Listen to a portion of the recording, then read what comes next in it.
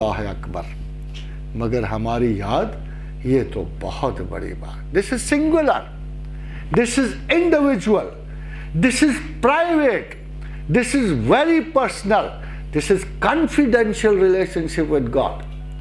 اور کیوں نہ؟ نماز میں کیا خوبی تھی، یہ اٹھنے بیٹھنے میں کیا خوبی تھی.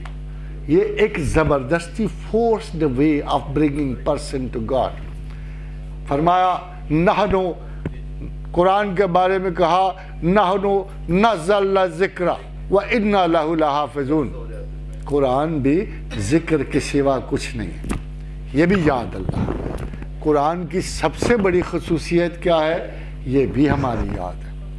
یہ یاد ہے جو قرآن میں بھی جاری ہے، نماز میں بھی جاری ہے.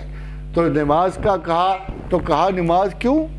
اقم الصلاۃ لذکری، نماز قائم کرو میری یاد کے لیے. یہ دونوں یادیں میتھوڈیکل ہیں، سچویشنل ہیں. ہر جگہ آپ سے نماز نہیں پڑھ سکو گے، ہر طرح آپ قرآن نہیں پڑھ سکو گے. کچھ مینر چاہیے، کچھ پاکیزگی چاہیے، کچھ ادا چاہیے. ملحوظ خاطر ہوں آداب قرآن، ملحوظ خاطر ہوں نماز کے آداب. مگر یاد فاذکروا اللہ کا ذکرکم آباءکم، یہ کیسے کرے اللہ میاں؟ فاذکروا اللہ قیاما وقعودا وعلی جنوبہم، کھڑے بیٹھے کروٹوں کے بل، رو پیٹو جدھر جو مرضی کرو.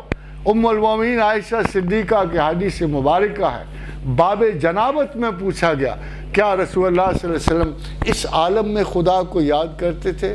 فرمایا وہ ہر حال میں خدا کو یاد کرتے تھے. یعنی یاد مینر سے آزاد، ہر قسم کے آزاد سے آزاد، شب و روز و مساء.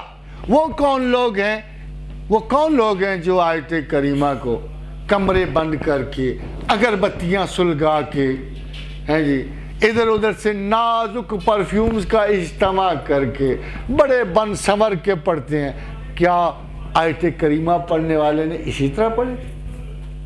عفونت میں، گندگی میں، غلاظت میں، ایسے عالم میں جسے خدا نے ظلمات کہا، جہاں نہ دروازہ، نہ دریچہ، نہ کوئی روزن، جہاں زندگی جبر، مجبوری، بے بسی کا شکار.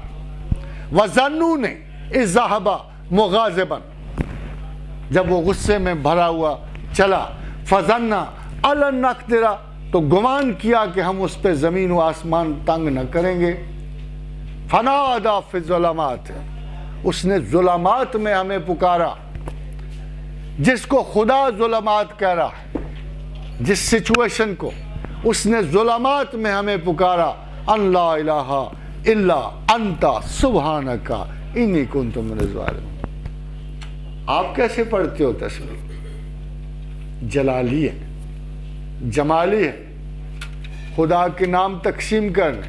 ایسا لعنت زدہ معاشرہ ہے کہ اگر کسی دانشور کے پاس 2 دانے آپ از خود تسبیح پڑھتے ہوئے چلے جاؤ تو آپ کو جلالی اور جمالی کے چکر میں آپ کی تسبیح پہلے چھڑا دیں کہ نہ پڑھنا، تلوے جل جائیں گے، پیٹ پھول جائے گا، دماغ خراب ہو جائے گا. ایک صاحب کو میں نے آیت کریمہ دے دی، دس لاسٹ تھنگ آئی نو.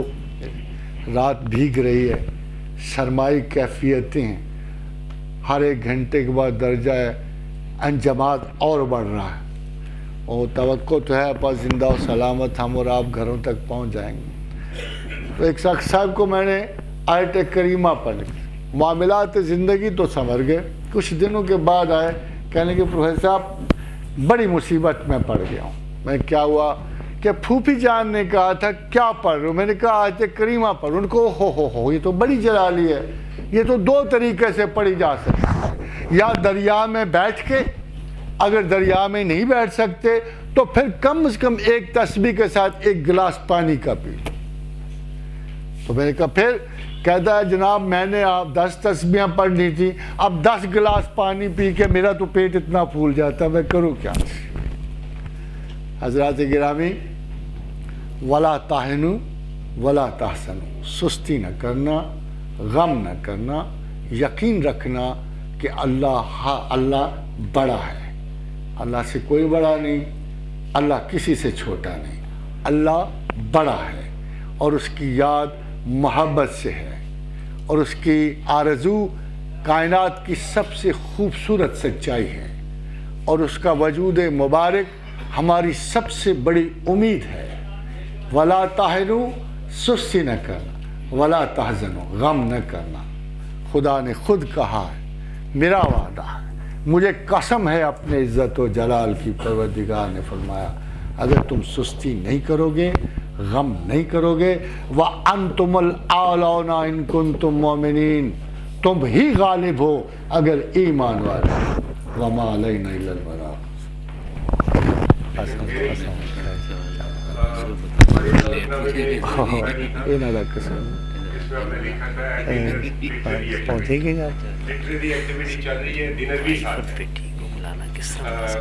واپسی تھے. I'll come back on Sunday. سب سے پہلے میں میاں حلیم صاحب سے ریکویسٹ کروں گا. جی میاں حلیم صاحب آپ کو مت, وہ تو بہت مشکل اور دور کی بات ہے, مگر I'll be back on Sunday انشاءاللہ.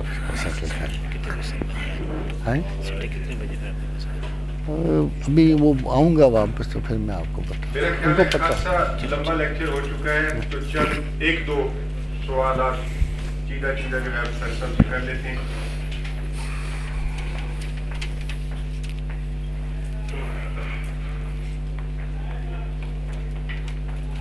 سر یہ حالات حاضرہ کے بارے میں سوال ہے.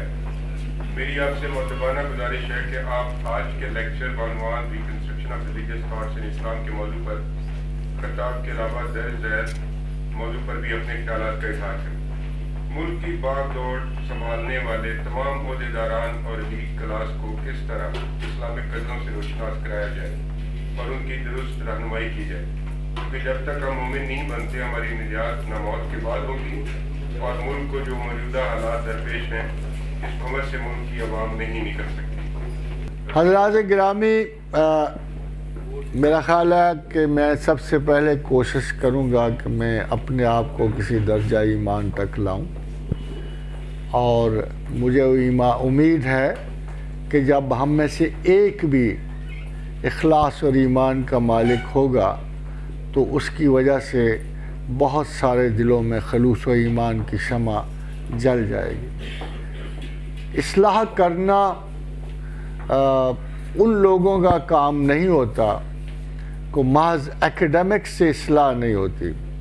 اصلاح بنیادی طور پہ خاص پر ایک نادیدہ طاقت جسے آپ اللہ کہتے ہیں, جو ہوا سے خمسہ میں نہیں ہے, کیونکہ وہ آپ ہوا سے خمسہ میں نہیں ہے, اس پہ یقین و اعتبار کی منازل ڈیفرنٹ ہوتی ہیں.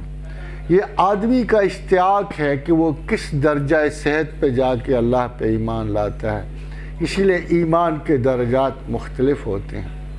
مگر جو ہمارے ارباب اختیار ہیں ان کے لیے خدا سے بھی بڑھ کر, آگے بھی میں ڈسکس کر رہا تھا کہ سیکولرزم بےایمانی نہیں ہے جس کو ہم انٹرپریٹ کرتے ہیں, یہ بےایمانی نہیں ہے.